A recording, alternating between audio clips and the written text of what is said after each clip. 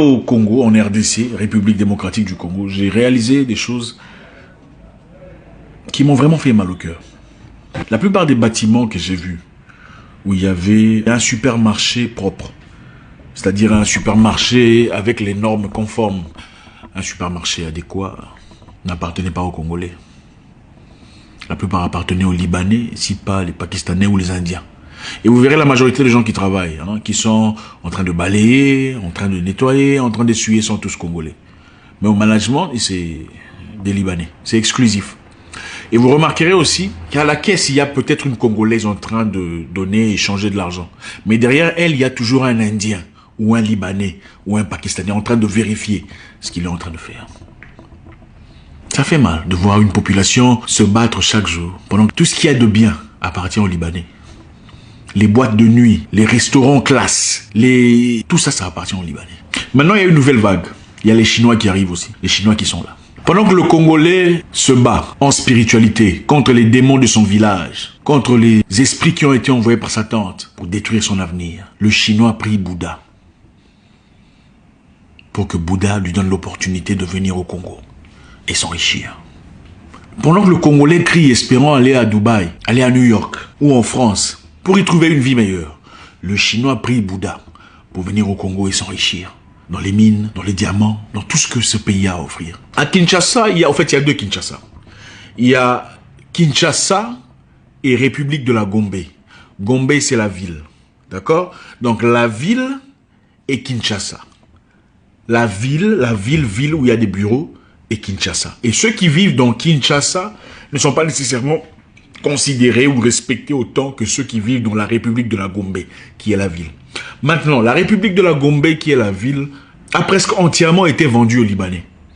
Parce qu'ils possèdent tout ce qu'il y a comme building, tout ce qu'il y a comme construction, de masse construction, emphatique appartient aux Libanais.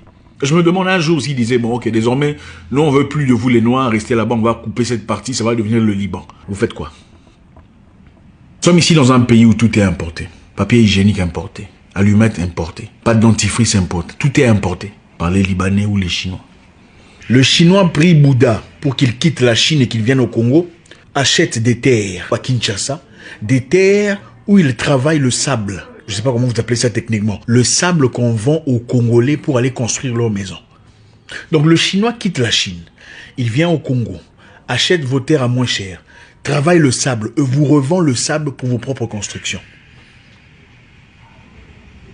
Il quitte chez lui, il vient dans tes terres, il travaille tes terres, il te les vend. Et tu achètes. Et il devient millionnaire. Pendant que toi, tu pries encore demandant la bénédiction venant de Dieu. Qu'est-ce qu'on n'a pas compris de la vie? Il ne suffit pas de prier, mes frères. La prière seule est insuffisante. Rome n'a pas été construit à travers la prière. L'avion que vous prenez n'a pas été fabriqué à travers la prière. Le téléphone ou l'ordinateur ou la télévision à travers laquelle vous me regardez aujourd'hui n'ont pas été fabriqués à travers la prière. On ne peut pas avoir une société où les gens prient, ne font que prier, ne fournissent aucun effort pour changer, pour s'organiser, pour étudier, pour s'entraider, pour évoluer en communauté. Avez-vous déjà vu les Chinois aller acheter chez des gens ailleurs s'il y a un Chinois qui produit le produit qu'ils cherchent? Avez-vous déjà vu un Juif aller acheter ailleurs du pain, du sel, des aliments, des habits chez une autre personne s'il y a un Juif qui envoie? Il n'y a que les Noirs qui font ce genre d'histoire. Il faut se réveiller à un moment donné. Vous avez les terres, vous avez les plantes, vous avez tout ce qui est fertile, vous avez les sables. On vous fabrique les sables pour vos propres constructions. On a déjà été bénis. Vous êtes déjà bénis. Mais vous n'êtes pas intelligent parce que vous ne vous aimez pas. C'est aussi simple que ça. Quand il n'y a pas d'amour, il y a la comparaison, la compétition en tout et pour tout. Même dans les églises, la compétition sur qui prie mieux Dieu, qui est plus béni, qui a plus d'onction, au lieu de travailler en communauté pour élever la société, pour prêcher les politiciens et leur dire droit dans les yeux que vous êtes des voleurs. Il faut arrêter de paupériser le peuple dans une condition où le peuple souffre pendant qu'un petit groupe de personnes profite et s'empare de tout ce qu'il y a. On est là, priant, espérant une bénédiction venant du ciel. Oh Seigneur, bénis-moi. Pendant 20 ans, vous priez contre les mêmes démons. Mais en attendant la méchanceté, la jalousie, la haine, personne ne vous interdit de prier. Mais la prière seule ne suffit pas. Même la Bible dit, après le 7e jour, Dieu prit un repos. Ou quelque chose de comme ça.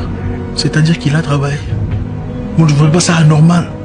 Vous avez tout ce qu'il faut, mais on fabrique tout pour vous. Tout. On fait tout pour vous comme des enfants. Ça ne vous étonne pas qu'on vit dans une société où aujourd'hui, on est obligé d'attendre à ce que l'aide vienne d'ailleurs.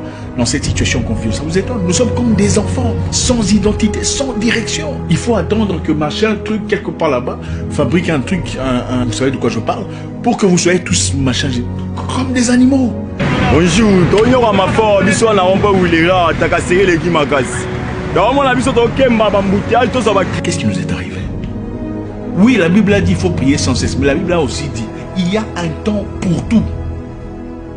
Il y a un temps pour réfléchir, sans nécessairement réfléchir dans la spiritualité. Tout n'est pas spirituel, les amis. Pourquoi vous ne priez pas pour faire vos enfants? Il faut passer à l'acte, n'est-ce pas?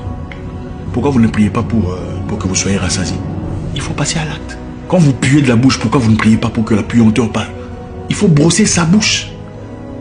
L'homme a une responsabilité physique à sa vie et son avenir. L'objectif de la vie, ce n'est pas de prier pour aller au paradis. Ce n'est pas pour ça que nous existons. Ne serait pas-il fou d'un Dieu créer un homme pour qu'il vive pendant un temps et mourir, aller au paradis? Pourquoi il n'a pas laissé les gens au paradis? Pourquoi il n'a pas carrément laissé les gens là où ils étaient dans l'inconscience? Il t'emmène ici, bon tu souffres pour aller au paradis. C'est ça la récompense. Qui vous a dit ça? Qui vous a dit que l'objectif de l'humain, c'est venir souffrir sur terre pour finalement voir s'il mérite d'aller au paradis ou pas? Même un gars de l'élémentaire ne pourrait pas faire un concept aussi stupide. Vous êtes sur terre pour des objectifs bien précis, pour laisser votre marque dans l'histoire. Regardez. Si vous aviez votre maison, permettriez-vous à un étranger de venir s'établir, prendre une chambre, changer la couleur et vous dire où vous pouvez entrer ou pas? Vous ne le ferez pas, n'est-ce pas? Mais nous sommes les mêmes à autoriser ces mêmes histoires venant des étrangers. Je n'ai rien contre les Chinois et les Libanais. Mais j'ai tout contre cette mentalité africaine d'abandonner ou de délaisser leurs propres responsabilités entre les mains d'autres personnes. Pourquoi ne sommes-nous que consommateurs? Un Congolais ne peut pas fabriquer les shawarma ou les shawarma pour que les Congolais le soutiennent. Il faudrait que ça vienne d'un Libanais pour que ça ait de l'ampleur et de la considération, le respect. Pour un Congolais, vous voudriez un prix plus bas, n'est-ce pas? N'est-ce pas? N'est-ce pas qu'on voudrait un prix plus bas parce que tu n'es pas arabe? Un pays, ce n'est pas seulement avoir un gouvernement, un groupe de personnes qui se pensent intouchables, qui partent à contre-cours, à contre-vent dans les rues de Kinshasa, violant ainsi les propres lois qui ont été établies par la structure. Avoir un pays, c'est-à-dire avoir des familles qui s'aiment, avoir des clans qui se rapprochent, avoir des tribus qui s'acceptent, avoir une nation qui va vers une même direction, une direction de croissance. Le problème, ce n'est pas la bénédiction. On a déjà été béni. L'or se trouve ici, le diamant, le casse, tout ce qu'il faut pour faire fonctionner le monde qu'ils ont là-bas se trouve ici. Nous sommes nés au-dessus de ça. Il faut être intelligent, c'est ça le problème. L'Afrique est bénie. Personne n'est plus béni que nous. Mais ils sont clairement plus avancés que nous dans la tête. Plus avancés, plus situés, plus stables. L'égoïsme, l'amour démesuré de l'argent, la jalousie, la mauvaise foi vis-à-vis de son frère. C'est ça qui nous tue. Nous sommes prêts à soutenir les autres. Quand ils sont différents, on les soutient. On va dans leur business tous les jours, chaque jour. On donne de l'argent. Mais quand c'est un frère, quand c'est de nos proches, ça fait mal. Là. Ah, lui, il pense qu'il est mieux que tout le monde. Ah, lui, d'ailleurs, il salue jamais les gens. Sommes-nous dignes de ces personnes qui sont mortes pour notre liberté? Il faut se poser la question. Si c'est Dieu qui bénit, il bénit aussi les méchants qui travaillent. Il bénit aussi ceux qui ne prient pas parce qu'ils sont intelligents. Vous êtes déjà béni. Développez votre intelligence et votre attitude. Chaque chose a son temps. Il faut aimer, il faut apprécier, il faut développer sa communauté.